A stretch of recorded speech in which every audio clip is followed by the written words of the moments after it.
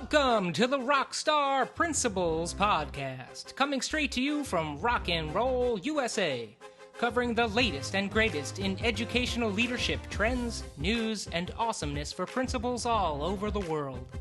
Now, here are your hosts, the boss, John Ross, and the Doctor of Proctors, Nick Indeglio. All right, everyone. We got some great feedback on Twitter about our recent... Hold on a second. Welcome back to the Rockstar Principles Podcast. Okay, there you go. I'm sorry, it was you were a little too subtle. Sorry. A little too laid back. I know it's Sunday morning that we're recording this.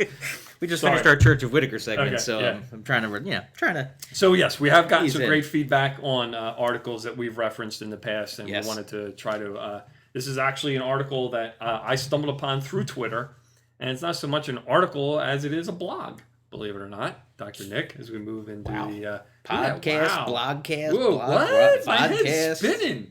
So, But we should shut off all our devices. I mean, come on. yeah, We can't have this stuff in right. school. You This can't stuff learn can't be anything. now. Can't Come learn on. anything this way. But it's a blog actually from an NPR station, and people that know me are going to be wondering how the heck did he get connected with an NPR station? But it's a station in Northern California, KQED, and they're on Twitter at KQED. But they run a blog, and one of their blogs is titled Mind Shift, actually, and it's about just what it says, how we will learn and changing the way we talked earlier about inevitable and mass customization. We have also read a book about Mind Shift and Dweck and her research. But anyway, this website is blogs.kqed.org/mindshift. If you go on and check that out. But there's a great one, or if you just even search KQED, the article is written by Holly Korbey. The blog is written by Holly Korbey. She's on Twitter, Korbey, HKORBEY. You'll find her at Twitter, at HKORBEY. But again, it's called How to Create Effective Homework. And this is an article basically summarizing the homework wars, as she calls it.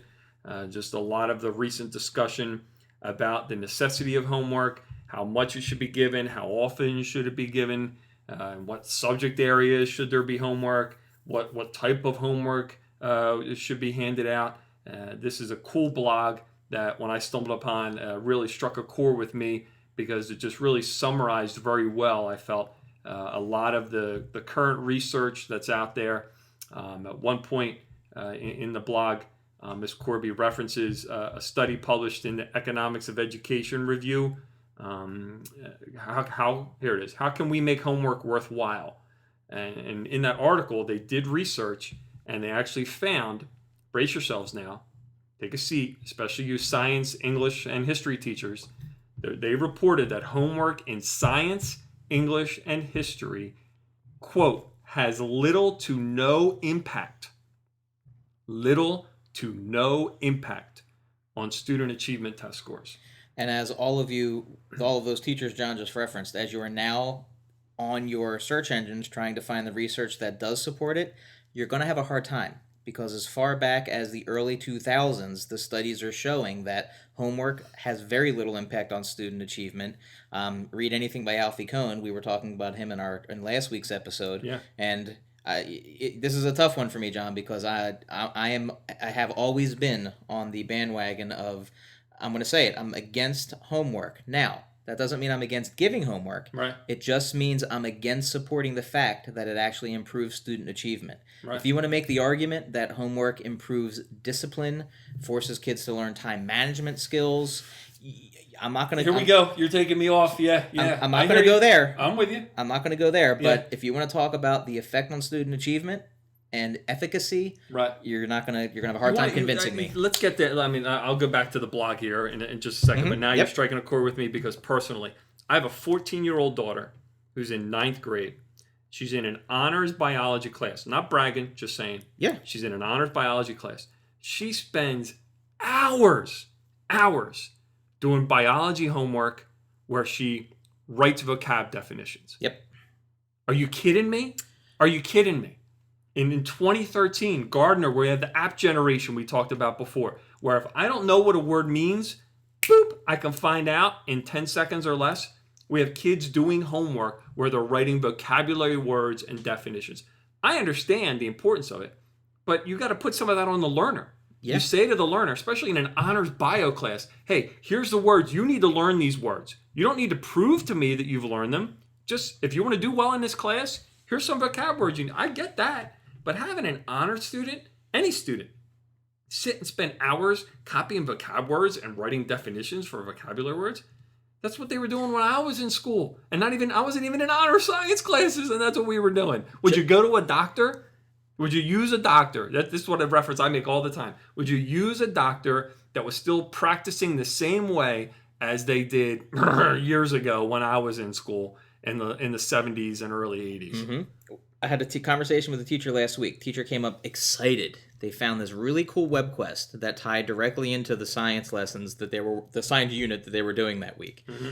And the excitement dwindled when the teacher said, I can't fit it in though. It ties directly to the curriculum. I can't fit this web quest in.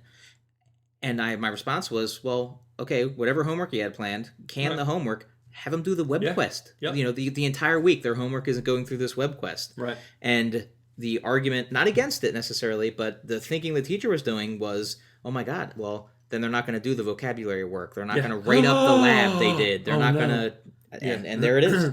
Yeah. Again, getting back to the blog here, that we're not bashing. We just mentioned science, English, and history, little or no impact. They did note a positive effect for math homework, but what they went on to talk about was the importance of not making homework shorter or longer, or anything having to do with the duration of it, but making it smarter.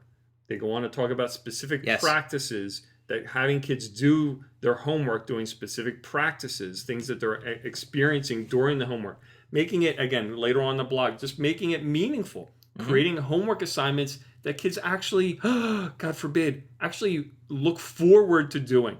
Well, I know. People's minds are blowing left and right. They're slamming their iPhones on the ground. They're driving, getting ready to run off the road. Kids would never actually look forward to doing. Oh yeah, I've seen it. I've seen projects. I've witnessed it myself with some of the fantastic people that I work with, where kids actually were excited about that process. Well, right in that article, John, I'm almost on one of the key pieces in the quotes there.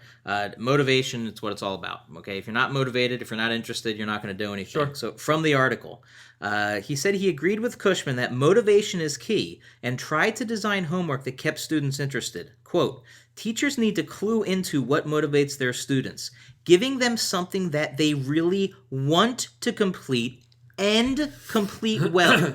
Now we're blowing people's minds. I'm telling you right now, there's people that hear that statement and are what? No, that doesn't matter. They need to just do it. Do it. Because I told them so. That's what the way I was taught. I was just told to do it. I'm the teacher and I know best. Right. I'm the principal and I tell you have to do what the teacher says. God forbid that we actually give the kids some motivation, that we actually take the time to create something that they feel is worthwhile in completing. Just tie for 1 second to our conversation about our brief conversation about inevitable mass customized learning, where they talk about companies like Apple, you know, and Vision, and what are we getting at? So let me ask you a question. The PS4 and the Xbox One are releasing soon, correct? I mean, we're about to have the next generation console launch. So tell me how many games or how many consoles would sell if this was Sony and Xbox's marketing strategy.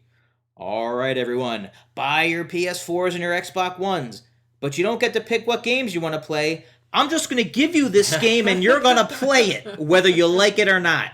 It's for your own good. I mean, I'm racing to the store to buy that. Yeah. I mean, come on. Yeah. Please. This is a subject that I know is near and dear to one of my assistant principals, Chris Stango.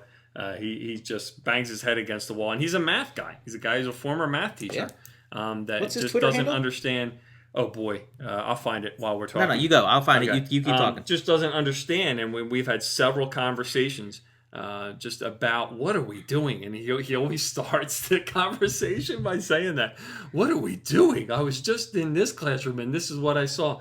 And again, this is the exception, not the rule. This is the exception, because by far and away our teachers, create projects and assignments that are meaningful and worthwhile to kids. But when you feel the way we do, and you go into a classroom and you see, people assigning things that just have no meaning or no value, and could just be completed by, a robot. Do you just expect kids to just input and output this kind of work? It just makes it so frustrating, especially when we see so many people that aren't doing that. And you see them side by side working in the same school, working with the same kids, and you see people that have the passion and enthusiasm to create these meaningful assignments, and people that understand the grand scheme of things.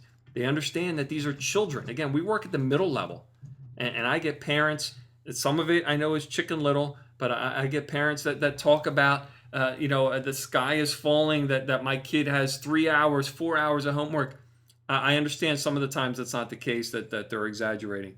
But in reality, middle school kid, hours, plural, hours of homework every night for a middle school kid. Come on, really? What are they learning from that other than, this is something I have to do? So what's Stango's Twitter? Let's see if we get Stango some followers. He will not know. Please listen, folks. Well, can I tell you the last time he tweeted? If you're listening to this podcast, please, if nothing else, please go and follow my assistant principal, Chris Stango. You will find him at... Well, wait, hold on. Before you say it, we got to set it up. We got to set this up, because when our district started creating Twitter accounts, there were some parameters laid down. Yeah. And what they asked you to do was basically use DASD, because that's our 4-letter, start, and an underscore, and then the abbreviation for your school name. Right. So the assistant principals on the whole, they were just supposed to create something simple in order to have you be able to link to the school. Of course, Chris Stango can't do anything simply. Ready for this? It's at cstango, then DAASD, then underscore, then not LMS,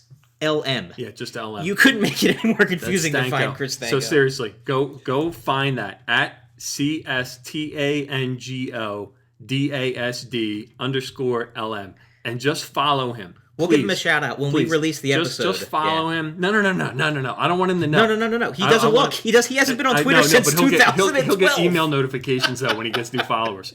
So we're not even going to tell him this. Okay, this is our own little thing. Just hit this guy up and just follow him on Twitter, because it will blow his mind. He currently stands at 42 followers. He's got 42 followers, folks. And 5 total tweets. He's tweeted 5 times. Please follow him on Twitter so we can just totally blow his mind as to how all of a sudden he's got all these people following him. Hey, we can talk about this in a later segment, but I just want to throw this out there for those who actually are listening and into this homework discussion. Another big thing I have against homework and excessive homework, like you talked about. Right. A lot of, I know I complain about it and our teachers complain about it, is that lack of parental involvement. And one of the things people cite as the decline in schools is also the decline of the family unit. You know what I mean? Like more responsibility on us because of the lack of the family unit. Yeah. And if you're going to be assigning homework, then how about we assign spending time with your family? Because if you're doing 3 or 4 hours of homework a night, that's time you're not spending maybe with mom and dad or your brothers and sisters doing something. And any minds that were left that weren't blown earlier, there are now it's coming out of the other side of their head. We've if melted it wasn't them. coming out of the They're one melted. side. Yeah. So, all right. So a great blog, again, something that I stumbled upon. Thanks to Holly Korbey for really summarizing this whole idea of creating effective homework. So again, check her out. Find her on Twitter. And the blog is blogs.kqed.org/mindshift. And you'll find it. All right. We'll be right back with more of the Rockstar Principles podcast. See ya! And now a word from our fake sponsors. But we'd really love if they were our real sponsors. Seriously, we would love it. Half human, half animal. Thunder, thunder, thunder, thunder, yes.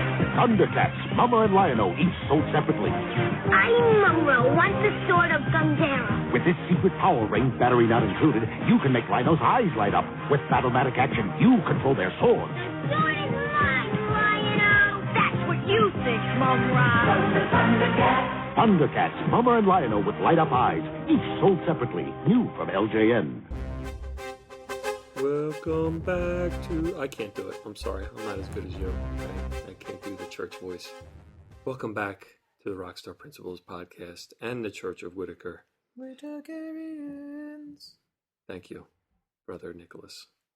We are here working our way through the 18 things that great principals do differently, and we are up to number 11, in honor of the great Dr. Todd Whitaker. Number 11, great principals are loyal to their students, to their teachers, and to the school.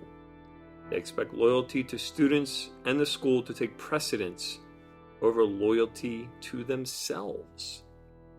Wow, that's huge. That's I got to be honest, that's a difficult one to kind of wrap my head around and think about, because I kind of view them as all the same.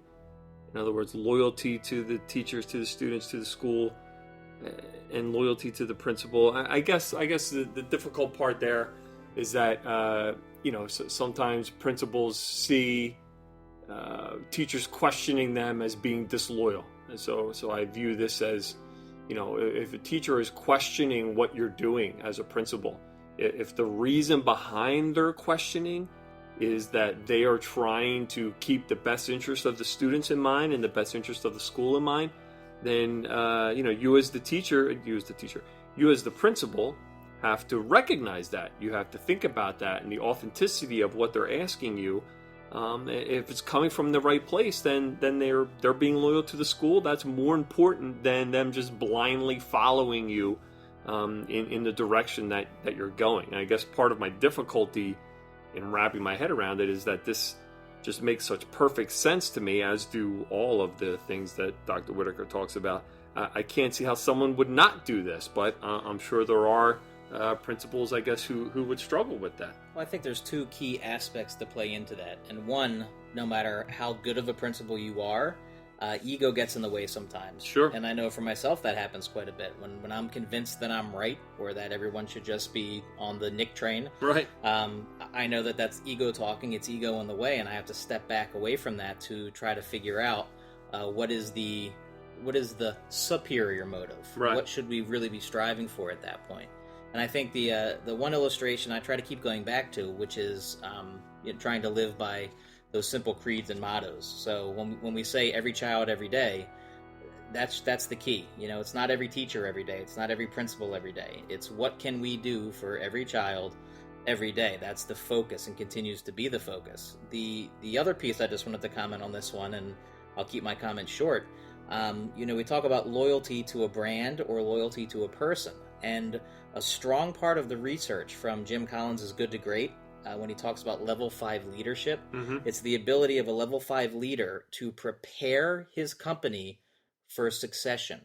So the successful level 5 leader, the top of the line leader, wants to see his school, his company, his corporation thrive once he or she leaves, not fall apart. And there's the ego again, because ego gets in the way, and you want to see the next leader, oh, well, they're not as good as me, or they're not going to perform as well as I did. But that's not what the great leaders are playing towards. So it's loyalty to the vision, to the mission, to making that happen. I think that's pretty much my take on that.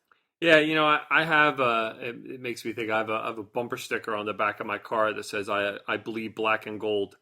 That's our school colors. I actually got that from my alma mater, Millersville University, whose colors are black and gold as well.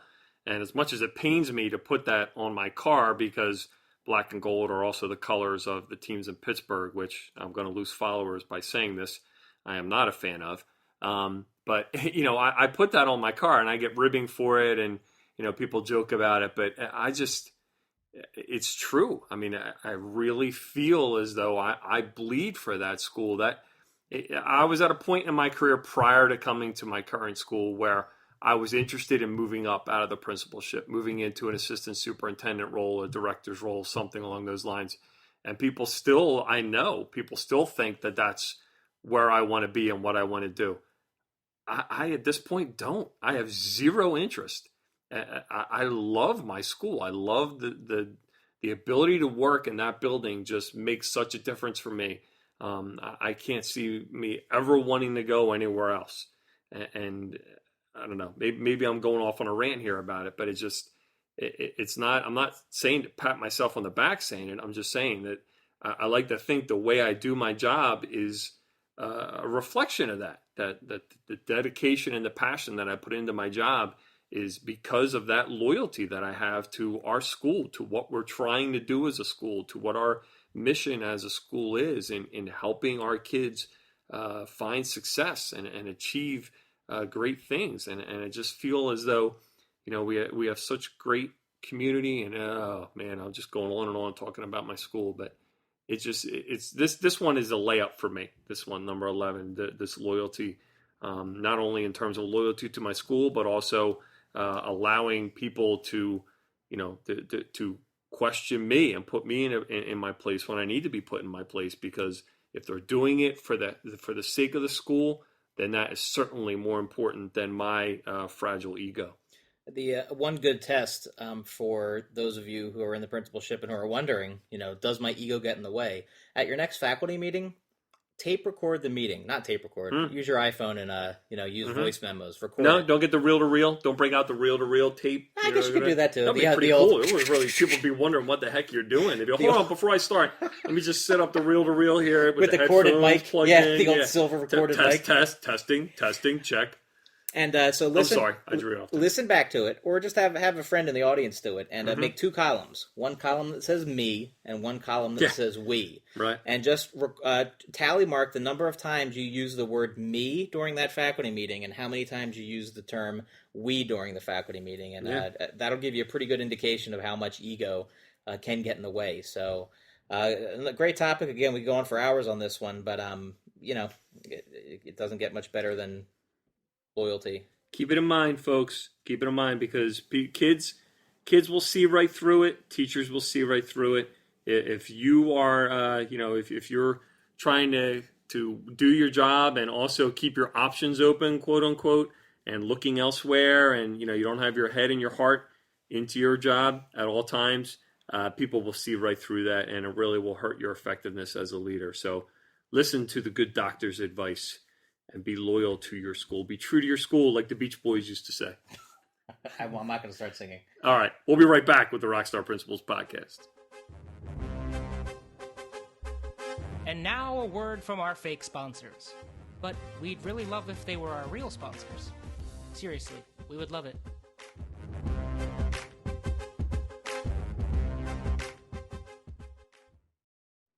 Jeez, John. My depression continues. What's the matter, Nick? I feel like no one honors us, the principals. I feel like no one appreciates everything we do. I feel like we're just a bunch of middle managers. I sure wish there was an organization out there that really cared about us. First of all, stop feeling sorry for yourself. Okay. Right? Suck it up. But secondly, Nick, there is a group. There is just a group. And I know you're aware of it because I know you're a member of the National Association of Elementary School Principals, aren't you? I am. Yes. The NAESP, an outstanding organization looking out for the needs of educators all over America with specific focus on principals. Exactly. One thing exactly, let me try to bring this back that I forgot what I was going to say. One thing that they're doing this month in particular, I meant to say, is they treat October as National Principals Month. They do? Did you know that? I had no clue whatsoever that anyone cared about us. What do they do? Well, in fact, they've tried to get national attention on it. They have the United States House of Representatives and the U.S. Senate have both drafted resolutions to support National Principals Month. That is, when they were working before the government shutdown, they did that. So they had time to draft resolutions for that, but they can't settle this whole issue of running the government. You're not helping the commercial here. Oh, Nick. sorry. Come on, let's bring it home. No, the NAESP does an awful lot for principals, an awful lot to support us, legal rights, advice. Their publications, outstanding. They're doing some things with social media to honor principals. If you check out their Facebook page, they've got a whole thing going right now where people can post pictures or drawings that kids have done about their principals and what they do, just the reasons why their principals are so great. It's just something that means a lot to get to see what other principals across the country are getting recognized for. Connecting with other leaders, especially this is also Connected Educators Month. So connecting with other tech-minded leaders like we are, as we are on Twitter and we are using podcasts, as you all know. And we're following at NAESP. Yes, we are. And they are following us as well. So That's big. Shameless plug, but this is to thank them. Another thing they do is something I'm not sure if you've heard of or not, but there's a thing called the National Distinguished Principals Program. You ever hear of that? I think I know a couple people now. In fact, I might work with 2 people who have won that award. Yes, state, national, NAESP, state organizations. I am having such a hard time with words tonight. Can nominate and actually select National Distinguished Principals. So there's one from every state in the country. In 2009, yours truly was fortunate enough to be selected. Ross! Yes, thank you. That was nice. I wish I had that when I got my selection. If only I had known you then. Yeah, right. I was very, very lucky and blessed to be a National Distinguished Principal in 2009, to get to go to Washington, D.C., and be around educators from all over America. Obviously something I'll never forget. And NAESP, just one of the many things that they do to recognize principals all over America. So it's an outstanding organization, and something I hope that all of our listeners take part in, are involved in. If you're a high school principal and you want to get involved, there is NASSP, the National Association of Secondary School Principals. We're lucky in Pennsylvania, they've combined their forces. We have PAESSP, the Pennsylvania Association of Elementary and Secondary School Principals. But very, very important to get involved in things like that when you're a leader, mainly because you are middle management, you are on the island, you are alone quite frequently having to make these decisions. And when you have a professional organization such as these that can really help you and guide you through your leadership, it's worth its weight in gold. So be sure to check them out. At PAESSP in less than 2 weeks, the state conference with a keynote by Dr. Todd Whitaker. You got it, brother. And closing remarks by Charlotte Danielson. I wanted to make you sure. were pointing at me. I didn't know if you wanted me to say it or if you were going to say it. Because I was afraid I confuse her again with Caroline Tomlinson. Yeah, who is not going to be there this year, but has been in there in the past. Love So, her. all right, so check them out.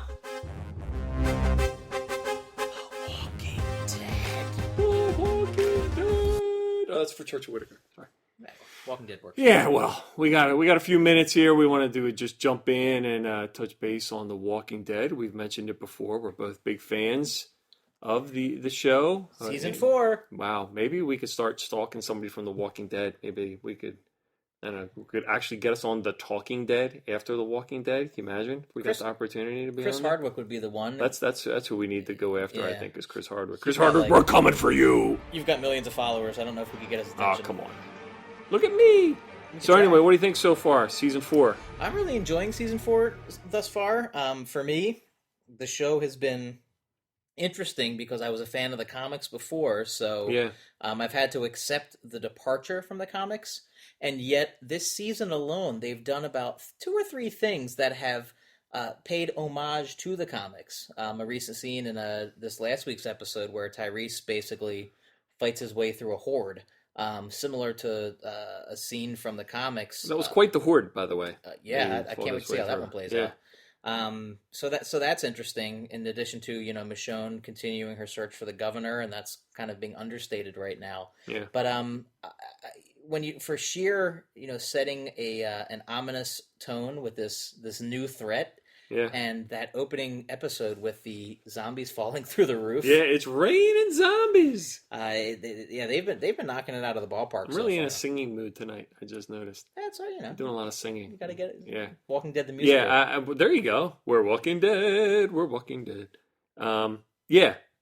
All I can say is, was it the second episode? The first 10 minutes after the kid passed out in the shower? Yeah. Was that the second episode? Second episode, yeah. Holy cow.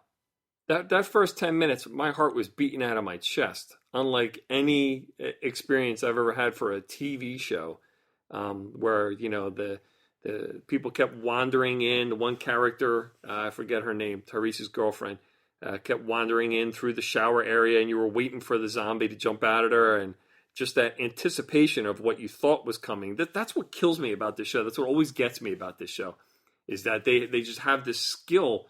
The camera angles, they make you expect something's going to happen, and then it doesn't happen. And then the one time you think it's not going to happen, it does happen, where the zombie comes out of nowhere. It's just brilliant. I know I'm not going out on a limb by saying, but it's just absolute brilliant television. And it's lived up to the hype this year for me. I've been very, very, very happy with what they've been doing so far this season. And especially after for me, after the letdown of Breaking Bad ending. And I don't mean a letdown because the finale was Sure, right. was Yeah, phenomenal. that finale was fantastic. Just the fact that it's over now. Right. The only show on TV right now that is keeping me in TV land is The Walking Dead, because they've continued their push towards just this terrible apocalyptic world. And how about the spinoff that's going to happen? I mean, unbelievable news where there's going to be a Walking Dead spinoff, totally different geographic location, totally different cast, and it's going to run parallel to the current show. That's breaking news for me, Nick. Oh, you didn't know? I was not aware. No, Oh, I was you not didn't aware. know? No, that's awesome. Is that going to be on AMC as well? It's going to be another. Yeah. When's that going to start? I don't know that they're very far. Oh, okay. Yet, but you're making this up, aren't you? no, totally true. Oh, okay. Yeah. Robert Kirkman, Well, that will confirmed. just be absolutely doubly awesome. So favorite. to I know. have- I know Daryl is your man crush. Daryl and Todd Whitaker. Well, I mean, come on. But second to Daryl, who's your current favorite character this season?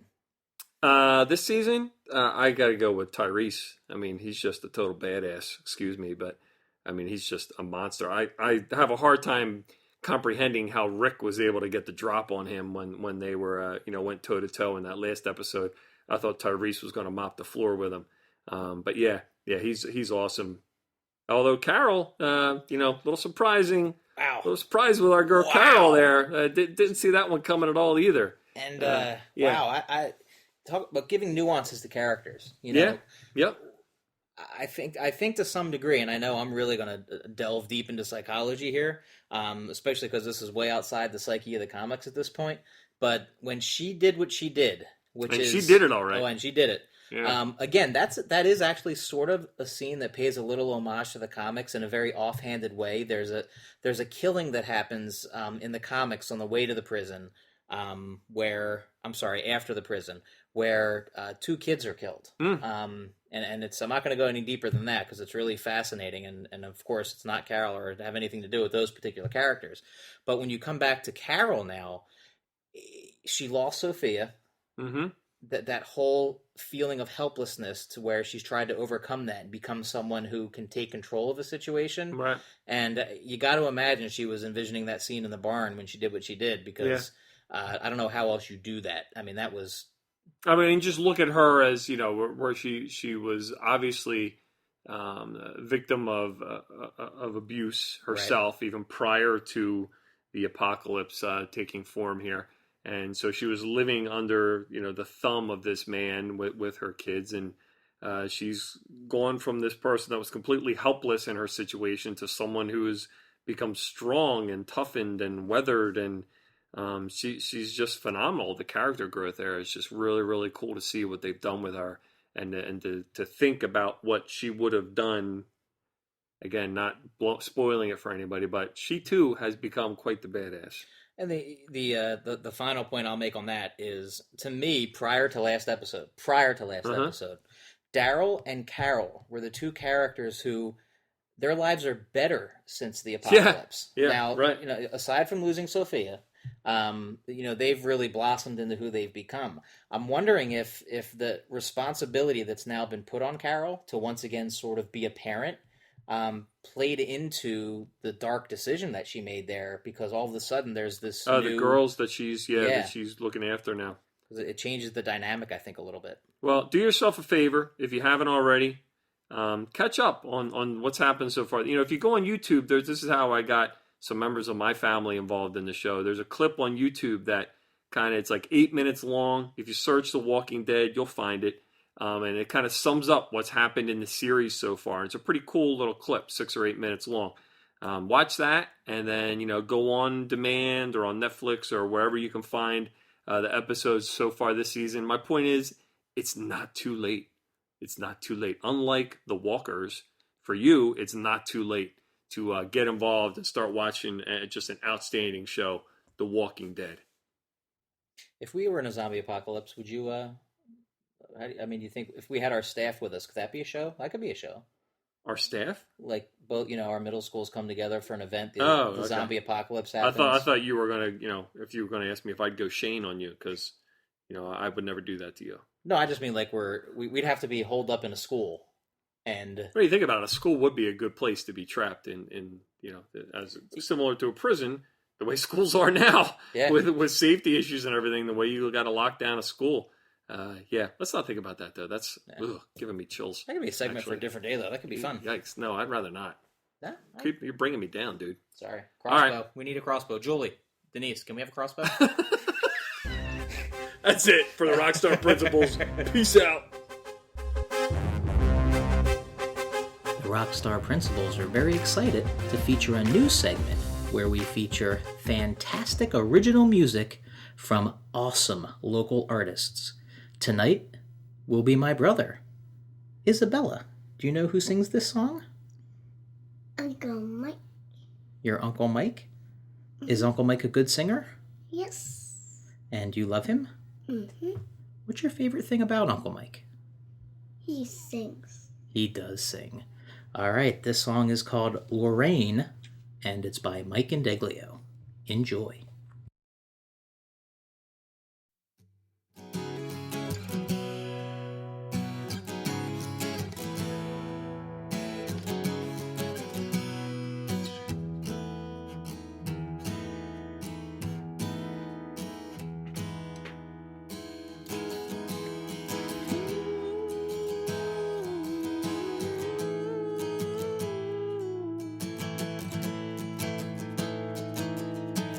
Tap dance on the phone, nursing broken bones, dodging bricks and falling stones, and the milkman comes too early, and paychecks come too late, and hunger is calling, no food's on the plate. What can you do? Spin around, count 10 and close your eyes. Spin around, find a place to hide, a place to hide. And you will see we're bootstrapped, you will see our backs against the wall.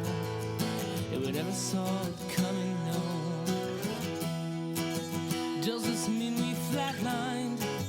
Doesn't mean it's all over. And what I really need to know is, are you gonna fly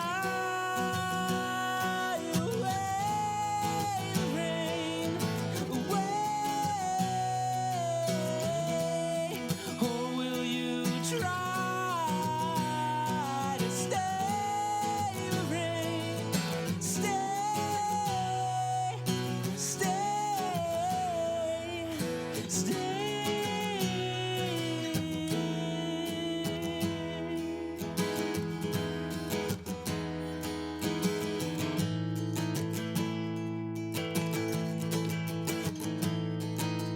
And the dragons chasing wind chimes, as tensions are growing, and the world's reduced to ash, with its embers brightly glowing.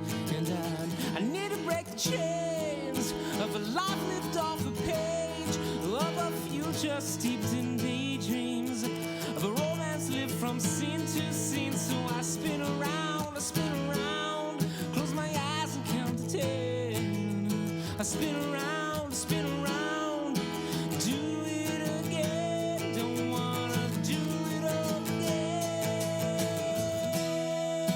And I can see I'm bootstrapped, well, I can see my back's against the wall, and I never saw it coming home. Does this mean we flatline? Now does it mean it's all over? And what I really need to know is,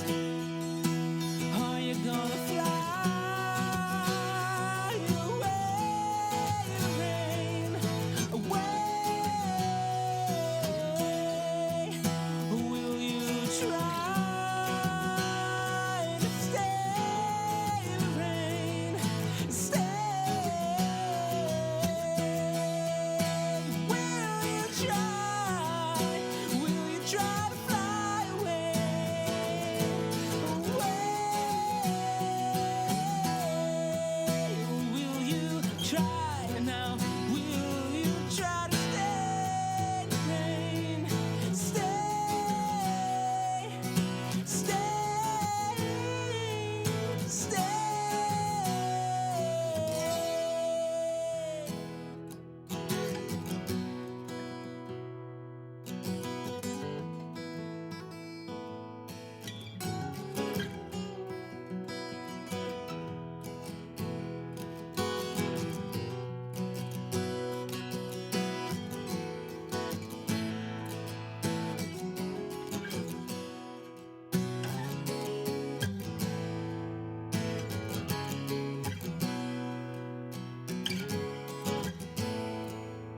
Spin around, spin around, spin around, spin around, spin around, spin around, spin around, spin around, spin around, spin around, spin around, spin around, spin around, spin around, spin around, spin around, spin around, spin around, spin around, spin around. Spin around, spin around, spin around, spin around.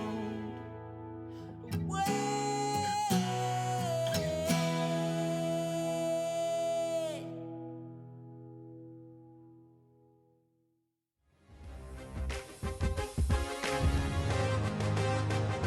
Thanks for helping RSP top the charts in the Edu podcast world. Keep it real with Twisted Steel and School Appeal.